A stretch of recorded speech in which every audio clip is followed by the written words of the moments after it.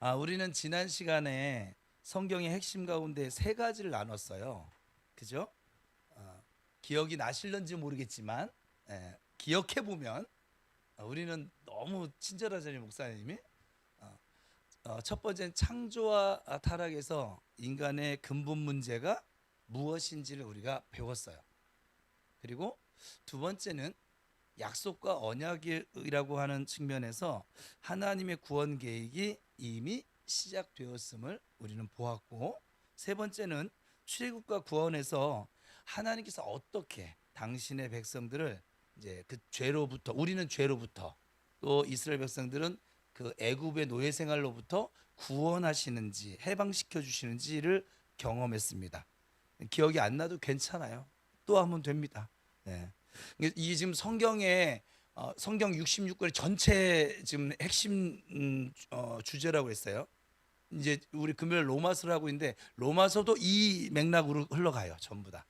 그러니까 이 맥락을 여러분 것 삼으면 성경을 읽을 때 너무 좋아요. 배우지 않았는데 알게 되어져요. 성령께 여러분 의지만 하면. 성경을 읽을 때 정말 재미없어, 어려워. 이건 뭐냐면 아무것도 몰라서 그래요. 제가 뭐를 싫어한다고 그랬어요? 이렇게 하면 싫어하는 게 너무 많은가 보죠? 지금 당황한 표정인데 그림을 별로 안 좋아한다고 그랬어요. 그림 좋아하시는 분들한테 좀 죄송한데 좀 그림을 볼 때 그림이 뭘 의미하는지 모르겠어요. 초상화 말고는 초상화는 그 사람 얼굴이구나. 근데 뭐 약간 산수화는 그나마 뭐 산과 뭐 물 나무들이니까 근데 뭐 약간 그 막 이상학적으로 요 드라마에 막 그냥 뭐 몇십억 가는 그 그림들 저걸 왜 몇십억 주고 사는지 지금도 이해를 못해요. 앞으로도 이해 못할 거예요. 저게 무슨 의미를 가지고 있는지. 근데 그걸 그린 그 작가가 그걸 설명을 앞에서 해주잖아요. 그 전시회 같은 데 가면 가본 적 없는데 드라마에서 그렇게 하더라고요. 간접 경험. 설명을 들으면 거기 있는 사람들 그런 의미구나. 그나마 설명을 들으면 그렇죠. 똑같은 거예요. 성경이 성령의 감동으로 쓰여진 것인데 성령께서 이것을 계시해 주지 않으면 알려주지 않으면 앞에 있는 목사도 알 방법이 없어요. 그래서 앞에 있는 목사도 성경 읽을 때 지금도 성령님 말씀해 주세요. 깨닫게 해 주세요. 계시해 주세요. 열어 주세요. 그렇게 하고 성경 읽는 것이죠. 그러다 보면 신기하게 그렇게 많이 읽었던 본문인데도 또 어떤 날은 그 말씀이 새롭게 저한테 막 눈으로 튀어 올라오고 막 깨달아지고 감동되어지고 눈물 나고 그리고 하나님의 사랑이 느껴지고 그것에 계속 반복인 거예요. 어찌 보면. 그래서 이 하나님께서 이 성경을 우리에게 주신 이 주제는 목적과도 같기는 해요. 하나님 거대한 물줄기가 이렇게 흘러가는 저 부산에서 서울 가는 길이 여러 길이 있겠죠. 전라도 통해서 가는 길도 있고 뭐 이렇게 경부고속도로 올라오는 길도 있지만 요즘은 이렇게 동해안 저 같은 경우는 경부고속도로 안 하지 여유가 있으면 전 동해안 타고 바다 구경해 가면서 그렇게 해가지고 저기 저 강릉에서 이제 영동고속도로 해가지고 서울 가겠죠. 저는 여유가 있으면 아니면 또 저 완도로 해서 강진으로 완도로 해가지고 저기 영광으로 해가지고 해간 뭐 어딘지도 모르죠 지금. 그렇게 해가지고 서해안 타고서는 이제 서울 가기도 할 것이고 바쁜 사람은 그냥 경부고속도로 타고 그냥 쭉 갈 것이고 더 바쁜 사람은 KTX 타고 갈 것이고 그죠? 여러 가지 그 길이 있어요. 여러 가지 길이 있는데 그 가는 그 길 여정이 있잖아요. 그죠? 그 여정이 있는데 그 여정대로 가는 성경이요 창세기부터 요한계시록까지 이렇게 여정이 있어 이렇게. 이 여정을 알고 가는 사람은 답답하지 않아요. 근데 우리 애들은 그걸 여정을 아빠가 운전하는 그 차 여정을 잘 알아요, 몰라요? 몰라요. 그래서 아이들 태우고 차를 가보면 어때요? 어떤 현상이 벌어져요? 언제 도착해요를 몇 번 들을 것 같아요. 제가 우리 집에서 저 장모님네 대전까지 가는데 유성이거든요. 한 2시간 반 걸립니다. 차가 막히면 한 3시간 걸리고 그 3시간 가는 동안에 제가 언제 도착해요 소리를 몇 번 들을 것 같아요. 퀴즈. 우리 은열이에게 몇 번을 들을까요? 그래도 우리는 이제는 하면 형들한테 막 야단 맞고 찐빠 맞고 하니까 좀 덜해요. 근데 맨 처음에는 물어본 지 10분도 안 돼서 언제 도착해요? 언제 도착해요. 왜요? 여정을 모르니까 그 차 안에 2시간 반, 3시간이 지루해요, 즐거워요? 지루한 거예요, 이게. 그래서 우리가 내려놓은 그 대비책은 그냥 자. 그래서 이 설교 시간에 조는 분이 있는 거 당연한 거예요. 그냥 주무세요. 잘 모르겠으면 뭐. 예. 근데 어쨌거나 지금 그런 것처럼 성경도 그런 여정을 알고 읽으면 너무 재밌는 것이고요. 그런 여정을 모른 채 하나님의 뜻, 하나님의 사랑, 하나님의 은혜 이런 걸 전혀 생각지 않고 그냥 문자로 읽으면 얘처럼 힘든 게 어디 있어요? 발음도 어렵고 이 우리나라 역사도 아니. 난 여러분 조선 왕조 500년 읽으신 분, 조선 왕조실록 500년 다 읽으셨어요? 대단하십니다. 거기 다 읽었어요? 예, 다 읽은데 성경은 또 그렇게 또 안 읽었죠. 그래, 그럴 줄 알았어요. 예. 우리나라 역사도 아니고 생판 알지도 못하는 이 역사를 가지고 이렇게 읽는 게 얼마나 이게 힘들겠어요. 그렇죠? 근데 이제 지금 성경을 여러분들이 읽을 때 좀 재밌게 또 은혜 가운데 뜻을 헤아리면서 읽으라고 지금 이걸 하고 있는 것인데, 자, 그런데 이제 출애굽한 이스라엘에게 주어진 것이 한 가지가 더 있었어요. 바로 네 번째 핵심인 율법과 은혜라고 하는 거예요. 지금 세 번째는 출애굽과 구원까지 왔는데 많은 사람들이 율법 하면 부담스러워해요. 하지만 율법의 진짜 의미를 알게 되면 그것이 얼마나 나에게 큰 은혜가 되는지 깨닫게 됩니다. 우리 함께 살펴볼까요? 7가지 핵심 말씀 가운데 네 번째는 율법과 은혜. 하나님의 사랑의 기준인 거예요, 율법이. 그래서 레위기, 민수기, 신명기 막 우리가 이렇게 모세오경을 읽다 보면 막 포기하신 분 많으시죠? 예. 제사 규정, 뭐 정결법규, 뭐 각종 율법들이 막 끊임없이 나옵니다. 도대체 이게 나랑 무슨 상관이야? 이 자리에도 지금 믿음이 없는 분은 지금 이 설교가 나하고 무슨 상관이야 이런 생각을 할 수도 있는데, 그리고 결국 마침내는 성경책을 덮게 됩니다. 심지어 어떤 분들은 이 구약에 나오는 하나님은 무서운 하나님, 그리고 신약에 나오는 예수님은 사랑이 많으시다라고 생각하고 표현하기도 합니다. 하지만 이것은 완전히 잘못된 이해죠. 율법은 하나님의 사랑을 표현하는 방법이에요. 신명기 6장 4절에서 6절까지 모세는 이렇게 선포합니다. 시작.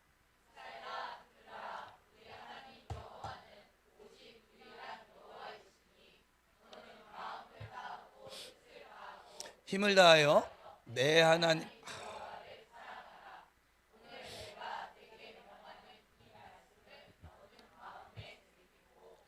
예, 지금 성경이 어인데 자꾸 아이로 한 거 죄송스럽게 생각해요.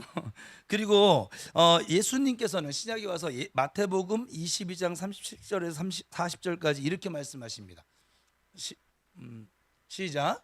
예수께서 이르시되 내 마음을 다하고 목숨을 다하고 뜻을 다하여 주 너의 하나님을 사랑하라 하셨으니 이것이 크고 첫째 되는 계명이요 둘째도 그와 같으니 내 이웃을 내 자신같이 사랑하라 하셨으니 이 두 계명이 온 율법과 선지자의 강령이니라.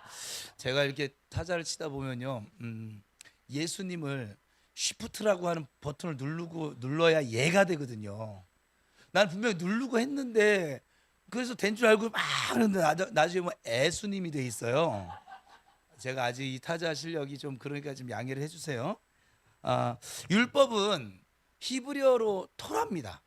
여러분이 많이 들어보셨겠지만 이것은 단순히 법이 아니라 가르침, 지침이라고 하는 뜻을 가진 단어인데 하나님께서 구원받은 백성에게 어떻게 살아야 하는지 그 기준을 제시해주고 가르쳐 주신 것이 바로 율법이에요. 그래서 율법은 크게 세 가지예요. 크게 첫 번째는 도덕법이에요. 십계명으로 대표되어지는 영원한 하나님의 기준입니다. 십계명이 그래서 우리에게 참 중요하죠. 두 번째 의식법이에요. 그래서 이건 제사 드리는 방법, 또 정결해지는 방법, 그래서 이건 뭐냐면 예수 그리스도를 예표해요. 우리가 깨끗해질 수 있는 방법은 우리가 하나님 앞에 나가는 게 제사고, 저것도 정결인데, 그러니까 정결해질 수 있는 그 방법은 뭐냐면 오늘 정말 못하 때문에 정말 심히 마음이 괴롭네. 그래서 하나님께 나아갈 수 있는 오직 유일한 길은 예수 그리스도를 통해서, 그리고 우리가 모든 죄로부터 정결케 되어 깨끗게 되어지는 것도 오직 예수 그리스도의 피 때문에. 그래서 예수 그리스도를 예표하는 거예요. 저희 의식법이 하나님 그냥 주신 것이 아니에요. 세 번째는 시민법이에요. 저거는 십계명에 따르면 이웃 사랑에 해당되겠죠. 우리 교회 생활에 해당될 것이고, 이스라엘 공동체를 위해서 서로가 은혜를 받고 마귀의 공격으로부터 우리의 신앙을 지키기 위해서 준 사회 규범. 우리가 서로 배려를 하지 않으면 교회 와서 시험 들어요, 안 들어요? 시험 들지요. 자기 혼자만 생각하면 시험 듭니다. 신앙생활 그렇게 하는 사람은 아직도 하나님을 모르시는 분이에요. 하나님의 말씀을 모르는 분이에요. 제가 볼 때 성경을 제대로 읽지 않으신 분들이에요. 그래서 저는 오히려 저 시민법을 잘 안 지키는 분들 보면 화 안 내요. 왜요? 성경을 모르니까 저렇게 행동한 거 당연해요. 그 대전까지 가는데 우리 은열이가 언제 도착해요? 얘 입장에서는 어때요? 당연해요. 모르니까. 근데 은하가 가가지고서는 아빠 뭐 저기 이제 저기 뭐야 매송 갔는데 화성 휴게소쯤 갔는데 대전 언제 도착해요? 뭐 조금 더 가다 당진 정도 갔는데 대전 언제 도착해요? 그러면 야단을 맞겠죠 오히려. 그렇지 않겠어요? 이제 그리고 박순열 권사님 정도가 됐는데 저 시민법도 그냥 안 지키고 그냥 있는 승질 없는 승질 박간에 그냥 그저 고집 덩어리 막 이걸 다 교회에서 펼쳐대고 있으면 제가 이제 따로 부르겠죠. 권사님 잘하고 계십니다 하고. 근데 세 가족이 만약 저 시민법을 안 지켜 그러면 예 괜찮습니다. 아 잘하고 계십니다. 이해가 됐어요? 그럼 여러분들도 지금 하나님의 말씀을 아는 자와 모르는 자의 이제 차이예요. 저게 모르는 사람은 교회에서 싸우는 거예요. 그래서 모르니까 내 생각이 옳은 줄 아는 거죠. 이해가 돼요? 안 돼요? 근데 아는 사람은 안아주고 참아주고 그리고 기다려주고 안 싸워요. 제가 은열이랑 싸운다고 쳐봐요. 그럼 여러분들이 은열이를 욕할 것 같아요? 저를 욕할 것 같아요? 100%죠. 그래서 제가 여러분들과 안 싸우는 이유예요. 제가 여러분하고 싸우잖아요. 100% 제가 욕 먹습니다. 근데 그걸 저는 그게 바보가 아니에요. 앞으로도 하여간 뭐 실험 걸고 싶으면 싸움 걸어 보세요. 예. 뭐 옥상에 살짝 올라가면 되는 일이지 뭐 안 싸워요. 자, 그런데 이 예수님께서 말씀하신 것처럼 모든 율법의 핵심이 뭐라고 했어요? 사랑이라고 했습니다. 그죠? 그래서 십계명을 줄이면 하나님 사랑과 이웃 사랑. 그리고 이 두 가지가 율법 전체를 요약하는 것이라고 제가 몇 번이고 좀 설명을 드렸어요. 이 율법은 그래서 우리를 억압하려고 하는 것이 목적이 아니라 우리를 하나님의 사랑으로 보호하려는데 그 목적이 있습니다. 마치 부모가 자녀에게 저녁 해지기 전에 들어와라. 그거는 부모가 좋으려고 해주는 얘기예요. 그 아이 안전 때문에 해주는 거예요. 근데 아이는 모르고 또 이제 늦게 들어오는 애들도 있잖아요. 그러다가 이제 요즘은 오늘 들었더니 초등학교 앞에 유괴하는 게 또 다시 유행이래요. 요 간석동에 지금 그랬다네. 우리 이육 집사님이 얘기해 주시네. 아 이렇게 또 이름이 나오네. 그러니까 뭐 다른 예가 아니었으니까. 근데 그래서 아이가 우리 은하는 성인이 되고 나서 통금 시간이 있었거든요. 요즘 시대에 저녁 11시였어요. 11시에서 1분이나 늦으면 이제는 뭐 외출 금지를 당하든지 뭐 약간 어렸을 때는 핸드폰을 압수당해야만 했고 컴퓨터를 할 수가 없었었고 예. 지금도 은열이는 지금 뭐가 안 되면 한 달 동안 핸드폰을 제가 압수를 해요. 그리고 성경을 읽으면 까줘요. 목사 아들로 사는 게 쉽지 않습니다. 근데 딸의 아들이 지금 이제 넷이지만 이제 직접 내 육체를 낳은 애들이 3명이잖아요. 이 아이들은 20살이 넘어가면서 밤 12시 넘어서 들어와도 이제 제재를 가하지 않았거든요. 그랬더니 이제 우리 은하가 너무 억울한 거예요. 자기는 11시에서 1분만 늦어도 그래서 친구들 만나다가 아빠한테 그거 안 걸려고 막 버스에서 막 신나게 뛰어서 집에 들어와서 얘가 막 이러서 너 왜 그래? 그러니까는 시간이 보니까 이제 11시 이제 바로 그 1분 전 막 이런 거예요. 그래서 지금 생각하면 참 미안하긴 한데 미안할 것도 없어요. 그게 저조라고 하는 거예요? 제가 일찍 들어오면 저하고 대화를 하는지 안 해요. 자기 방에 들어가서. 그런데 제가 왜 그렇게 할까요? 안전 때문에 하는 것이죠. 근데 머슴 애들은 왜 그럴까요? 얘들은 쟤네들이 나쁜 애들 데려가면 손해거든. 밥 먹여 밥값 들어가. 저 말 안 듣는 애들 저거 뭐 오늘도 얘기해서 은열이 데려가는 사람이 골치 아파요. 꼭 이와 같은 거예요. 자녀들에게 이렇게 무언가 규칙을 정해주는 이유는 그 아이를 위해서인 것이죠. 아이는 모르지만. 그렇다면 율법이 우리와 무슨 상관일까? 로마서 3장 20절입니다. 시작.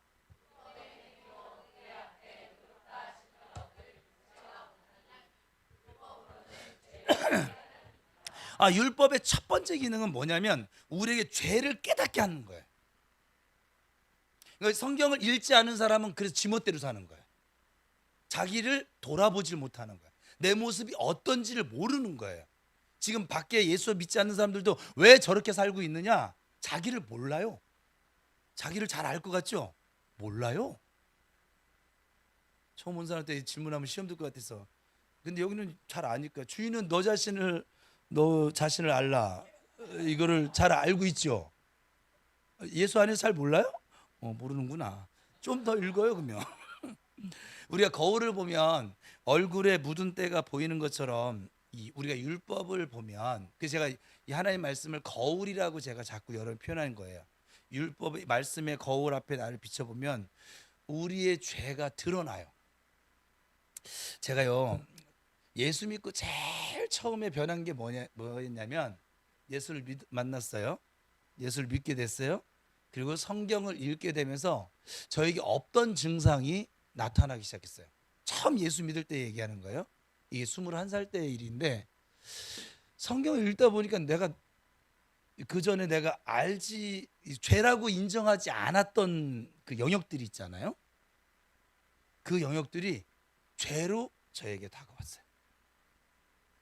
저는 그냥 뭐 남들하고 뭐 똑같이 이렇게 살고, 돈 없을 때는 좀 돈 좀 줘봐라 할 수 있는 것이고, 그리고 당구를 쳐야 되는데 당구비가 없으면 뭐 이렇게 돈 없는 걸 어떻게 그냥 나와야지 성질 내고, 없는 걸 어떻게 할 거예요? 그럼 은행 뭐 털어와? 예? 그죠? 그러니까 그냥 당연했어요. 그냥 그게 친구들하고 이렇게 빼구리 물려서 이렇게 사랑해 줄 수도 있는 것이고, 그리고 뭐 패싸움을 할 때는 뭐 쌍방간이니까 뭐 이건 죄가 아니지. 아니 죄가 안 그럼 내가 맞는데 어떻게 해? 그럼 내가 때려야지. 그렇지 않습니까? 여러분들은 그런 생각 안 해보고 살았죠? 아무튼 내가 그랬는데 예수를 믿고 하나님 말씀을 읽으면서 내가 죄인데, 이렇게 누가 봐도 알 수 있는 도덕적인 죄 말고도 하나님, 우리 엄마 눈에서 눈물 나게 했던 그것도 죄로 다가왔고, 나 때문에 좀 힘겨워하는 그 친구들, 그 친구들 그것도 죄로 다가왔고, 그리고 무엇보다 내가 하나님 없이 산 그 시간들이 저에게 죄로 느껴지기 시작했어요. 이게 예수 믿고 나서 정말 커다란 변화예요. 그전 내가 죄를 진다는 그 느낌이나 생각이 없으니까 지멋대로 살았잖아요. 나쁜 짓인지도 몰라요. 그냥 지멋대로 산 거예요. 뭘 나쁜 짓이야. 나도 이제 그때 내가 키가 175니까는 가서 술 먹을 수 있지. 17살이지만. 예? 지들도 먹지 말아야지. 저는 그랬어요. 지들은 다 먹어가면서 왜 나보고 먹지 말래? 여러분 그런 생각 안 해봤어요? 이게 다른 거야. 이게 다른 거예요. 그러니까 저는 그걸 죄라고 느낀 적이 한 번도 없어요. 사실은 그냥 친구들하고 어울리면서 자연스러운 거예요. 그냥 사람 사는 거였어요. 이게 사람 사는 재미지 뭐 이러면서 이렇게 살았는데, 그랬는데 예수 믿고 나서 보니까 이게 죄인데, 이 도덕적으로 느낀 죄보다도 내가 하나님 없이 내가 하나님의 피조물인데 하나님 없이 그 산 시간들이 이게 죄였구나, 이걸 깨닫는 거예요.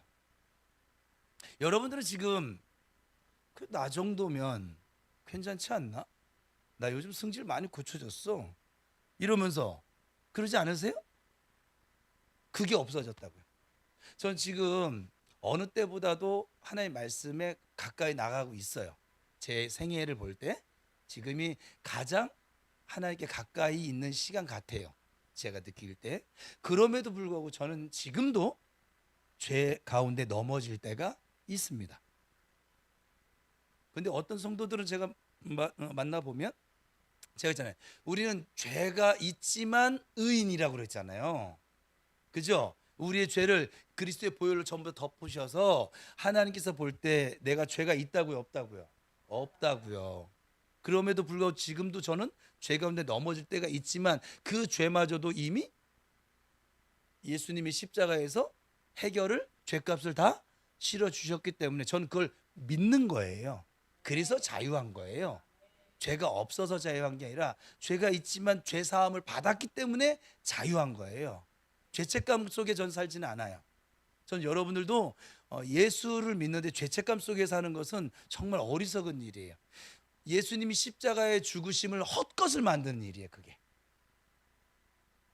여러분이 넘어질 수 있어요.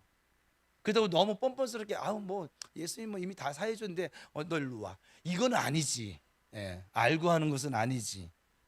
알고도 막 일부러 막 그냥 예배 갈 수 있는데 예배도 안 오고, 기도할 마음이 주어졌는데도 안 하고, 일부러 그럴 필요는 없어요. 기도 안 한다고 지옥 가지 않습니다.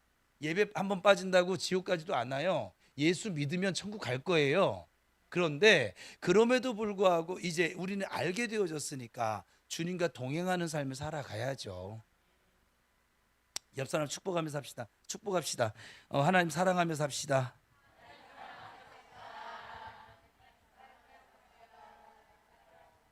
네.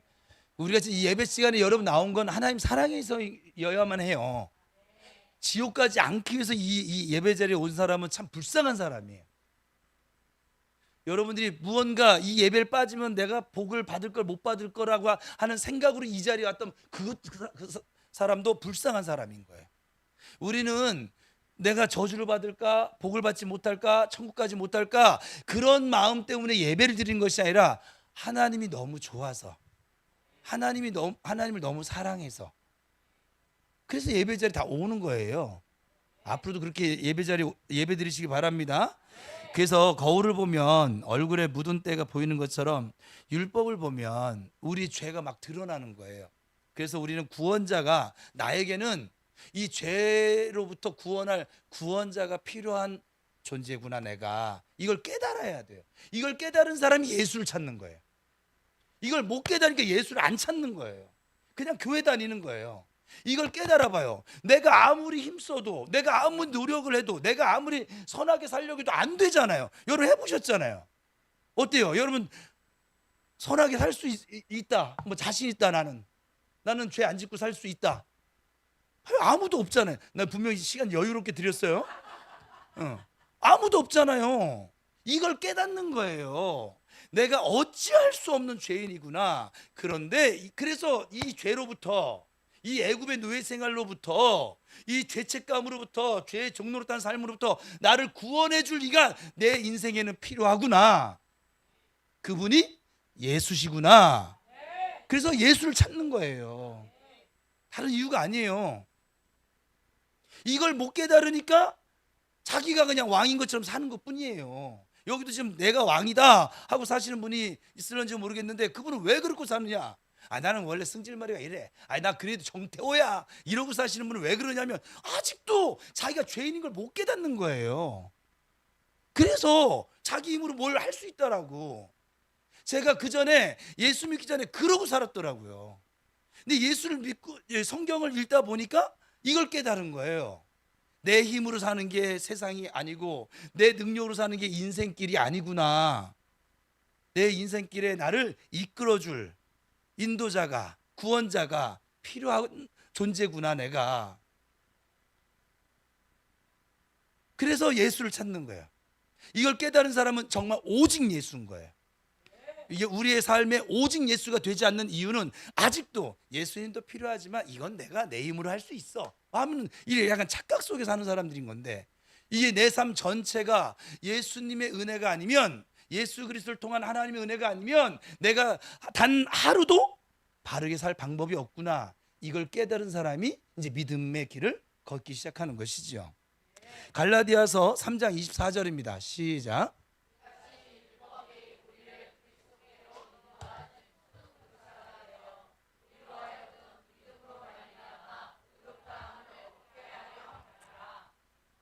그러니까 율법은 예수님께 우리를 인도하는 교사라고 지금 이렇게 말씀하고 있는 것인데, 우리가 스스로는 내가 의로워질 수가 없구나, 천국 갈 방법도 없고 죄의 문제를 해결할 방법도 없구나, 지옥 가지 않을 방법도 없구나, 이걸 가르쳐 주는 것이죠. 그래서 오직 예수 그리스도의 은혜로만 우리가 내가 구원받을 수 있는 존재라구나 라고 하는 것을 깨닫게 해주시는 것이 바로 율법 말씀이라는 거예요.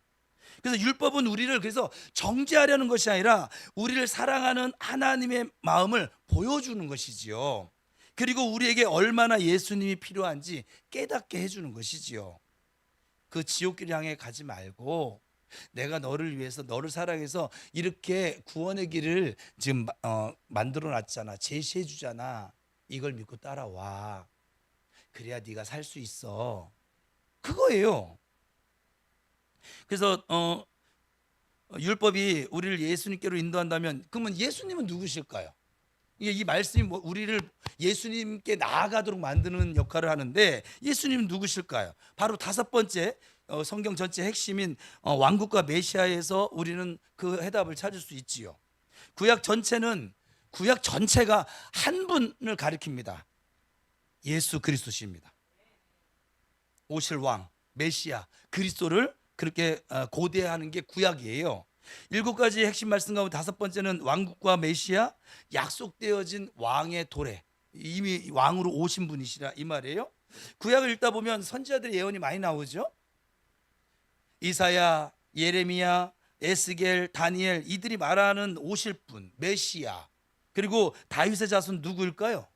왜 이렇게 많은 선지자들이 같은 내용을 계속 반복해서 예언을 하고 있을까요? 사실 구약 전체는 한 분을 가리키고 있다고 했는데 바로 예수 그리스도죠. 이사야서 9장 6절에 7절입니다. 시작.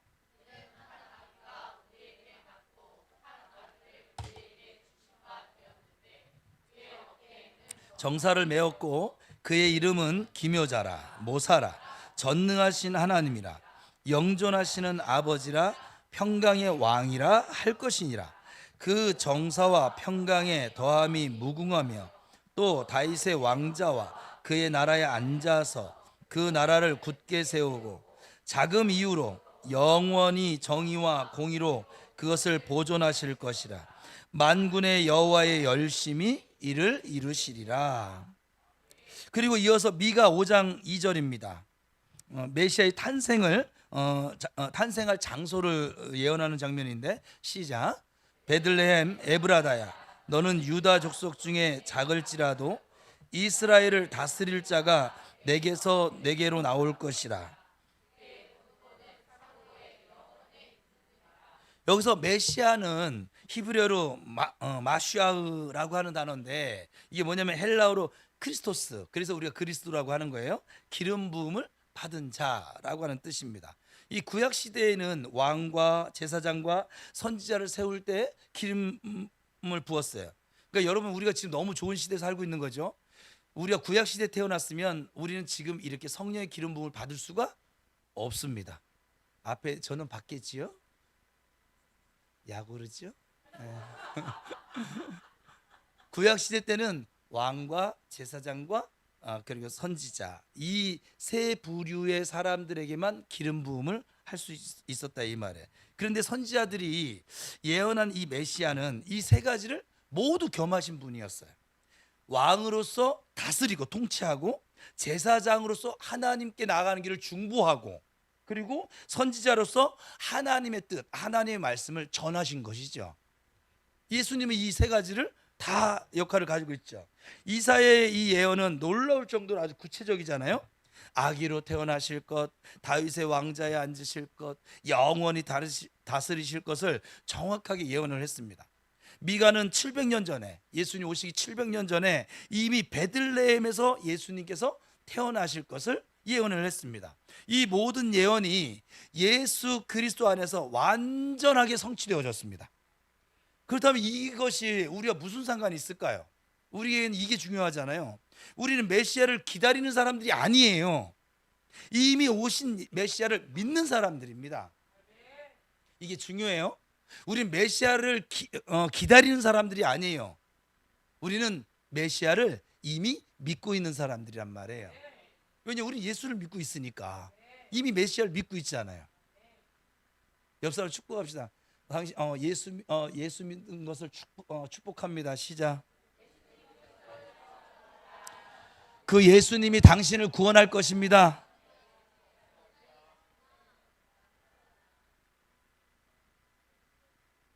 예수님은요, 지금도 왕으로서 우리의 삶을 지금 다스리고 계십니다. 그리고 제사장으로서 우리를 위해서 하나님 보좌 우편에서 우리를 위해 중보하고 계십니다. 그리고 예수님 우리 선지자로서 우리에게 하나님의 뜻을 알려주십니다. 그래서 요한복음 1장 41절은 이렇게 선포하죠. 시작. 그가 먼저 자기의 형제 시몬을 찾아 말하되 우리가 메시아를 만났다 하고. 나는 메시아를 만났어. 나는 예수님 만났어. 여러분, 구약 전체는 예수 그리스도를 가리킨다고 그랬어요. 율법은 그분의 완전하심을, 제사는 그분의 희생을, 선지자는 그분의 오심을 예언하고 있습니다. 성경 66권이 하나로 연결되는 이유가 바로 여기에 있는 것이죠.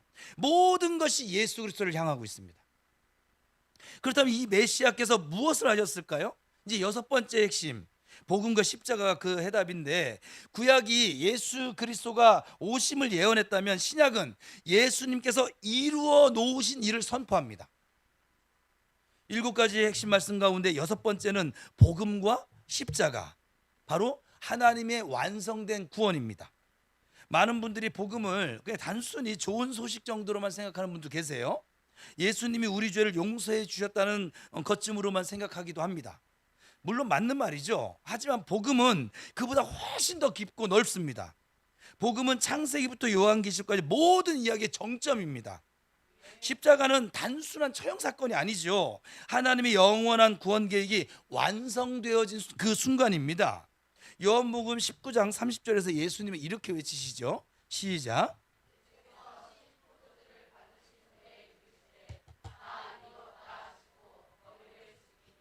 영혼이 떠나가시니라.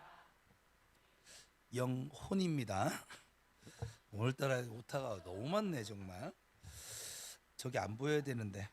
그리고 오늘 본문 고린도전서 15장 3절과 4절까지 바울은 복음을 이렇게 정의합니다. 시작.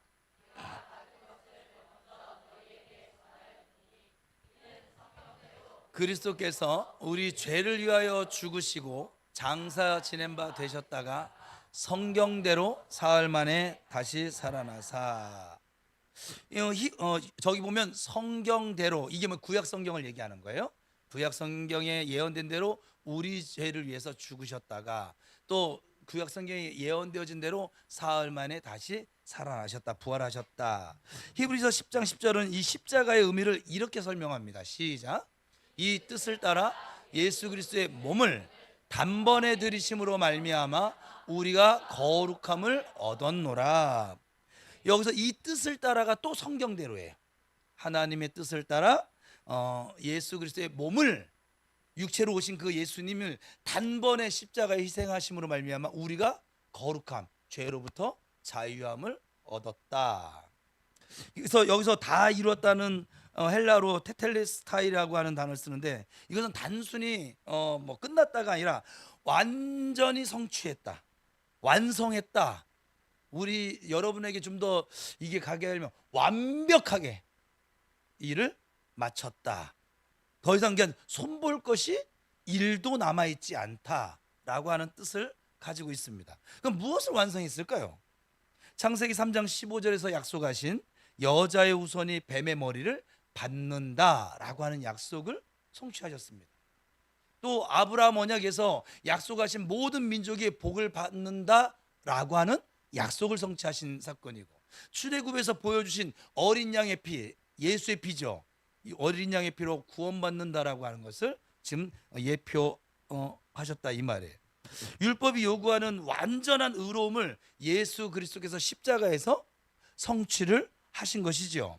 선지자들이 예언한 메시아의 사역을 완벽하게 완성하신 것입니다. 그래서 이 십자가에 나타난 하나님의 사랑은 율법과 선지자의 강령이라고 얘기를 하는 것이고, 십자가는 하나님의 사랑과 공의가 완벽하게 만나는 지점인 것이죠. 하나님은요, 공의로우신 분이세요. 그래서 죄를 반드시 심판하셔야만 합니다. 동시에 우리를 너무 사랑하세요. 죄인인 우리를 너무 사랑하여서 우리를 구원하기를 원하셨습니다. 그래서 예수님이 이 사랑, 하나님의 공의와 사랑을 충족시키기, 이루기 위해서 우리 죄를 대신 짊어지시고 우리의 죄값을 치르는 그 공의를 이루신 것이고, 또 우리를 구원하시기 원하시는 하나님의 사랑을 이루신 게 바로 십자가인 거예요. 그렇다면 이것이 우리와 무슨 상관이 있을까요? 로마서 5장 8절입니다. 시작. 우리가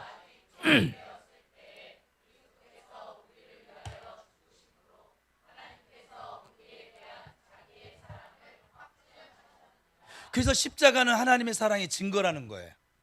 우리가 의로워서가 아니라 우리가 죄인임에도 불구하고 나를 사랑하신다는 증거가 바로 십자가인 거예요. 에베소 2장 8절 9절입니다. 시작. 너희는 그 은혜에 의하여 믿음으로 말미암아 구원을 받았으니 이것은 에서 난 것이 아니요 하나님의 선물이라. 행위에서 난 것이 아니니 이는 누구든지, 그러니까 구원은 우리가 어떤 노력을 해서 얻어내는 것이 아니라 그냥 선물로 받은 거예요. 예수님이 십자가에서 이미 다 이루셨기 때문에 그렇습니다. 우리는 그저 믿음으로 받기만 하면 됩니다. 그래서 이 믿음을 자랑할 수 있다 없다? 없어요. 저도 여러분 앞에서 믿음을 자랑하지는 않아요. 이 믿음을 주신 하나님께 감사할 뿐인 거예요. 제가 지난 주일날 했잖아요. 뭐 믿어지는 걸 어떻게 하겠어요. 제가 이 목회하다 보면요, 맨 처음에 답답했거든요. 제가 이제 그때는 교만할 때였어요. 왜 안 믿어? 아니 이 진리를 왜 안 믿냐고. 그 안 믿고 살 거면 똑바로 살든가. 응? 천국 갈 것처럼. 응? 내가 뭐 착하지도 않고, 그리고 안 믿는 사람들이 또 착하지도 않아요. 무슨 배짱인지 모르겠어요. 막 이랬었거든요. 근데 제가 어느 날 깨달은 거예요. 그렇지, 난 이게 왜 믿어지지? 이 질문이 저에게 한번 들어왔어요. 기도 중에. 나는 왜 하나님이 믿어지지? 이 하나님의 사랑이 믿어지지? 근데 내가 뭘 노력한 게 없거든요. 이걸 믿으려고. 안 믿으려고 노력을 했죠.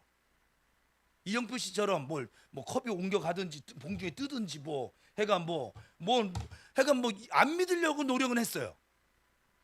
근데 믿으려고 노력한 게 없어요. 근데 어느 순간인가 믿어지기 시작한 거거든요. 성경이 있는데 이 성경이 하나님의 말씀인 게 믿어졌으니까 제가 지금 이렇게 설교하고 있잖아요. 제가 지금 이걸 믿지 못하니 이렇게 설교했으면 전 아주 공개적인 사기꾼입니다. 그죠? 지가 믿지도 못하는 걸 여러분을 보고 믿으라고 하니까는 사기꾼이지, 뭐 그게 뭐 달래 사기꾼인가? 그렇잖아요? 자기는 그렇게 하지 않으면서 성도들을 보고 하라고 하면 그것도 사기꾼이에요. 그렇잖아요? 또 과한 해석을 했나 보다. 뭐 때문에 또 이렇게 갔어? 근데 어쨌거나 믿어졌단 말이에요. 그래서 못 믿는 사람들 보면은 이제 뭐냐면 아버지, 제가 요즘 하는 기도에 성도들을 향해서 아버지, 저에게는 이게 믿어지게 하셔서 제가 이렇게 설교도 하고 저는 이렇게 기도도 하고 이렇게 지금 아버지와 대화를 하고 있는데, 그래서 여러분들 이제 하나님 음성을 듣는 법 같이 나눌까 싶어요. 지금 요게 끝나고 나면. 근데 믿어지고 뭐 들려지고 알겠고 깨달아지고 그래서 이렇게 해야 되는데, 저희는 그게 믿어지지도 않는데 꼬박꼬박 이 자리에 앉아 있는 거 보면 기적입니다. 여러분, 이게 믿어지는 제가 여기 있는 게 기적이에요. 믿어지지 않는데 여기 앉아 있는 여러분이 기적이에요. 제가 어려운 말 했어요? 저는 이게 믿어져요. 이 예배 시간 지금 여기에 저와 여러분 사이에 하나님이 거하신다고요. 지금 이게 믿어져요. 이게 안 믿, 제가 거짓말하는 것처럼 보이는구나. 저는 이게 믿어진다고요. 하나님 이 자리에 계세요. 근데 이게 안 믿어지고 안 보여지고 안 느껴지는 사람이 여기 앉아 있어. 이 저녁 시간에, 이 피곤한 시간, 직장 끝나고 왜 앉아 있어요? 그럼 보세요. 이 두 부류를 볼 때 믿어져서 있는 제가, 믿어지지 않는 그와 누가 지금 하나님의 기적을 체험하고 있는 거예요? 안 믿어지는 그가 여기 앉아 있는 게 저는 기적이라고 봅니다. 왜냐하면 저는 안 믿어질 때 교회를 가서 앉아본 적이 한 번도 없거든요. 저는 안 믿어질 때 예배 자리 나간 적도 없어요. 그거 아세요? 이제 다 청년들 같으면 지금 여기서 한번 빵 때려야 돼. 안 믿어지면 교회 오지 마요. 이렇게 해야 되는데 여기는 그게 안 되니까. 아니 안 믿어지는데 여기 왜 뭐하러 와요? 왜 뭐 때문에 힘들대 고생해가면서. 수련회 가서 그랬어요. 니들 이제 여기 수련회 마치고 돌아가거든. 안 믿어지면 교회 오지 마. 예수 막 했어요. 왜냐면 그 다음 날이 또 집회가 있었거든. 도망을 못 가니까 그 다음 날 다시 또 이제 이렇게 품었지. 근데 오늘은 여기 못 품을 때 그러니까 그거 아니에요. 아니 안 믿어지니까 여기서 믿어 보려고 오는 거지. 그죠? 예. 근데 제가 생각할 때 어느 날 하나님이 교만한 저를 깨우치시는데, 너는 내가 믿어지니까 여기 와서 예배를 드리고 기도를 하고 이 교회 봉사를 하고 다른 이들을 섬기는 것이 당연하잖아. 네. 난 그게 힘들지 않았거든요. 지금도 힘들지 않아요. 전 여러분들 섬기는 게 좋아요. 약간 좋아요. 뭐 그런데 하나님께서 그러는 거예요. 그는 내가 아직 그의 안에 거하지도 않고 믿어지지도 않는데 그가 지금 여기 와 있잖아. 내가 그래서 거기서의 은혜를 강조하는 이유예요.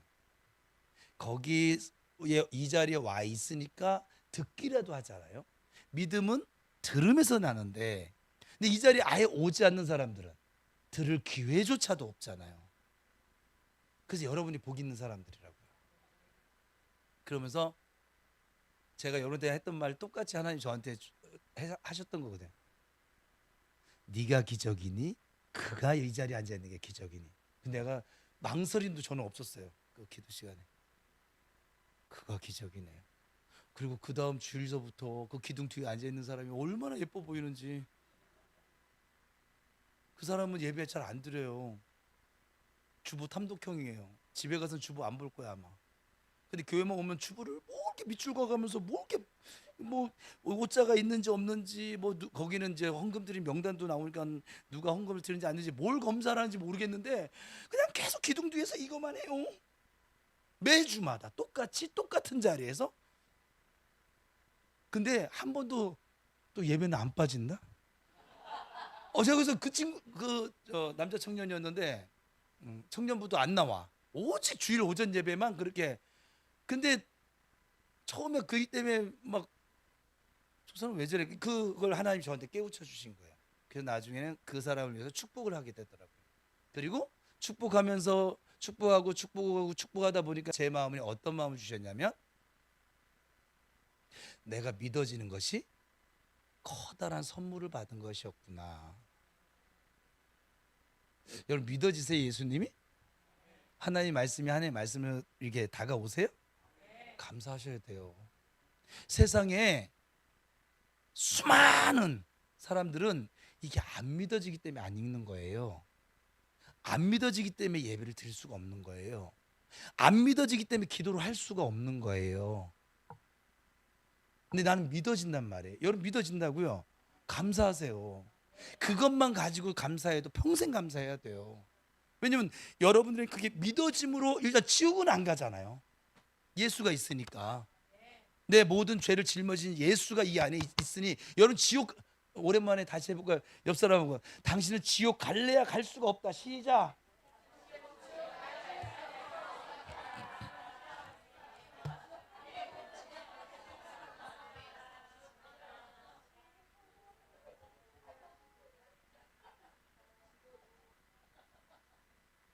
그러니 우리는 감사할 수밖에 없잖아요. 그렇지 않습니까? 그러니까 성경을 읽으면서 지금 이러한 복음과 십자가 이 은혜를 모르고서 교회를 다닌다. 참 정말 교회 안에 있는 탕자 같은 것이지요. 어찌 보면 교회를 다니는 목적은 결국 뭐냐? 이 복음과 십자가예요. 이 복음과 십자가를 주께서 우리에게 선물로 주시기 위해서 그 앞에 창조와 타락 이 모든 여정들을 하나님께서 쭉 이렇게 이끌어 오시는 거란 말이에요. 그러니 여러분 교회를 다닐 때 이 복음과 십자가를 온전히 믿고 나아가실 수 있기를 바랍니다. 그래서 여러분 더 나가서 생각해 보면 십자가는 끝이 아닙니다. 십자가 다음에 무엇이 있었습니까? 빈 무덤이 있었어요. 십자가에 달려 죽으셨어요. 다시 빈 무덤이 있었습니다. 예수님은 죽으신 채로 계시지 않았어요. 사흘 만에 성경대로 다시 부활하셨습니다. 그리고 지금도 살아 계십니다. 그래서 일곱 번째 마지막 핵심이 부활과 재림이 우리에게 영원한 소망을 가져다 주는 것이지요. 성경의 마지막 장은 아직도 끝나지 않았죠. 예수님이 반드시 다시 오실 것입니다. 그 소망을 마지막으로 함께 나눌게요.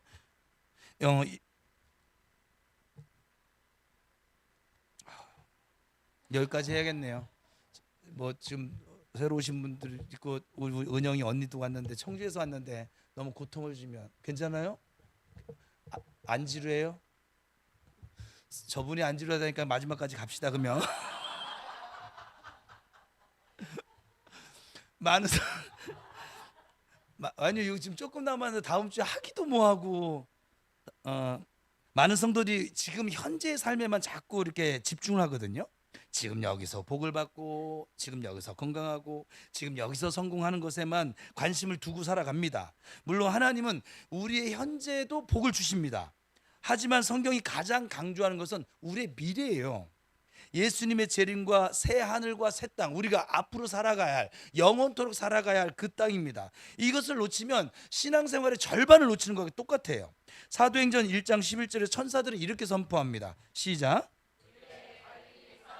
어찌하여 서서 하늘을 쳐다보느냐? 너희 가운데서 하늘로 올려지신 이 예수는 하늘로 가심을 본 그대로 오시리라 하였느니라. 그리고 요한계시록 21장 1절에서 4절입니다. 시작.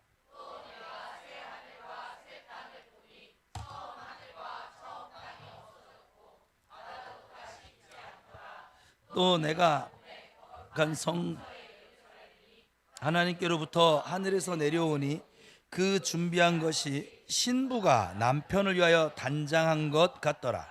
내가 들으니 보좌에서 큰 음성이 나서 이르되 보라, 하나님의 장막이 사람들과 함께 있음에 하나님이 그들과 함께 계시리니 그들은 하나님의 백성이 되고 하나님은 친히 그들과 함께 계셔서 모든 눈물을 그 눈에서 닦아주시니 다시는 사망이 없고 애통하는 것이나 곡하는 것이나 아픈 것이 다시 있지 아니하리니 처음 것들이 다 지나갔음이로라.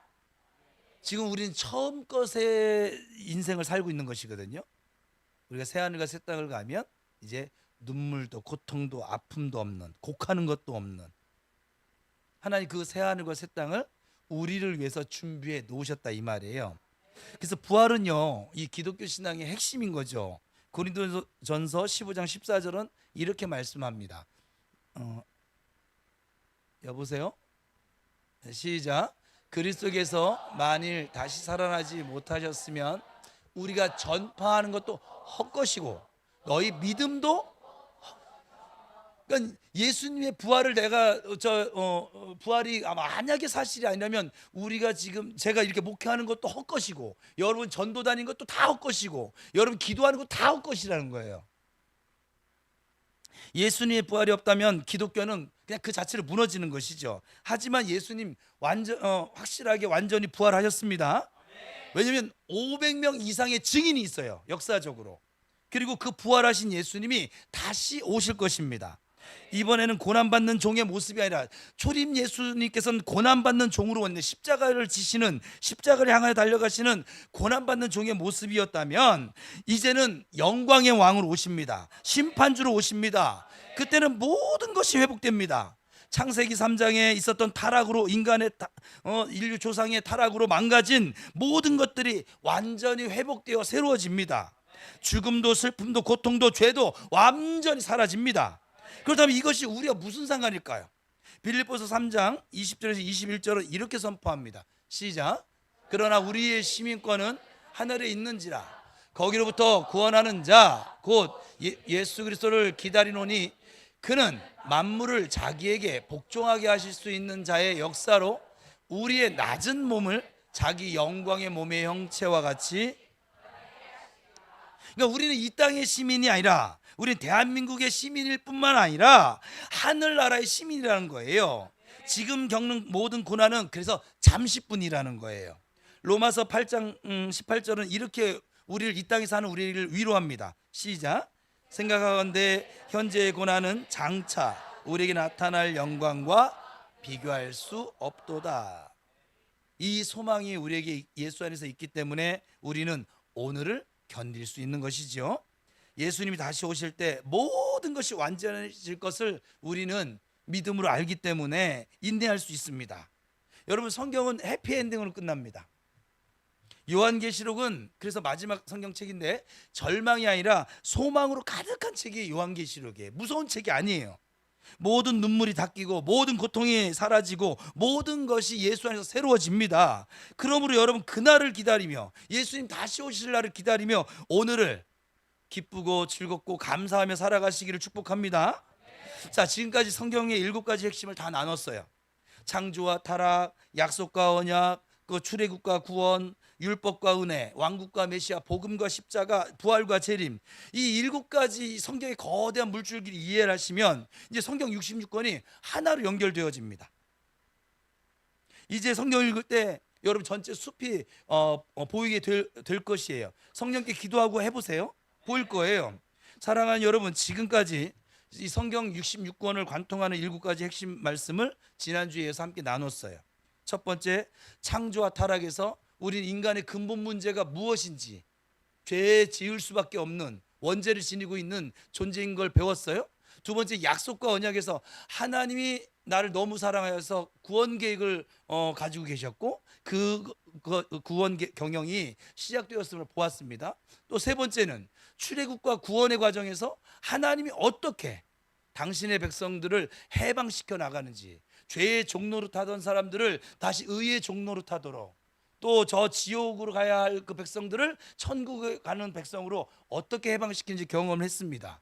또 네 번째는 오늘 나눈 것이죠. 율법과 은혜에서 하나님의 사랑의 기준과 우리의 삶의 예수님의 필요성을, 오직 예수여야만 하는 그 필요성을 깨달았습니다. 다섯 번째는 왕국과 메시아에서 구약 전체가 예수 그리스도를 가리키고 있음을 확인했습니다. 그리고 그 가리키고 있던 예수 그리스도가 여섯 번째는 복음과 십자가에서 하나님의 구원 계획을 완성시키는 메시아로, 또 그 예수 그리스도로 말미암아 하나님의 구원 계획이 완벽하게 완성되었음을 지금 선포했습니다. 그리고 마지막으로 부활과 재림에서 우리의 영원한 소망을 우리는 발견했습니다. 이 7가지는 단순히 성경을 이해하는 도구가 아니죠. 이것은 신앙의 뼈대이기도 하고요, 우리가 살아가는 인생의 나침반이 되기도 합니다. 이제 창세기를 읽을 때 요한계시록이 보일 거예요. 성경 읽은 사람들은 레위기를 읽을 때 히브리서가 이해가 될 거예요. 이사야를 읽을 때 마태복음이 떠오를걸요. 왜냐하면 마태복음에는 이사야에 있는 성경 구절을, 구약 성경을 많이 인용한 복음서이기 때문에 그래요. 성경 66권이 마치 하나의 책처럼 연결되어 있음을 경험하게 될 줄로 믿습니다. 여러분이 지금 어떤 어려움을 겪고 계시든 이 7가지 복음의 진리를 기억하며 살아가시기를 축복합니다. 하나님은 창조하신 분이시고 언약을 지키시는 분이시고 구원하시는 분이십니다. 예수님은 율법으로 우리를 가르치시고 메시아로 오셔서 십자가에서 그 하나님의 구원을 완성시키시고 그리고 3일 만에 다시 부활하셨습니다. 그리고 다시 오셔서 모든 것을 새롭게 하실 줄로 믿습니다. 성령님께서는 이 모든 진리가 믿어지도록 우리를 지금도 이 시간도 도와주고 계십니다. 이 성경의 진리가 우리의 마음에 깊이 새겨지기를 주님의 이름으로 축복합니다. 우리 모두에게 하나님의 풍성한 은혜와 평강이 함께 하시기를 축복합니다.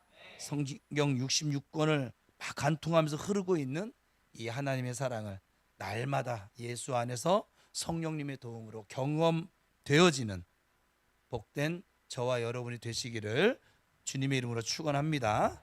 기도하겠습니다.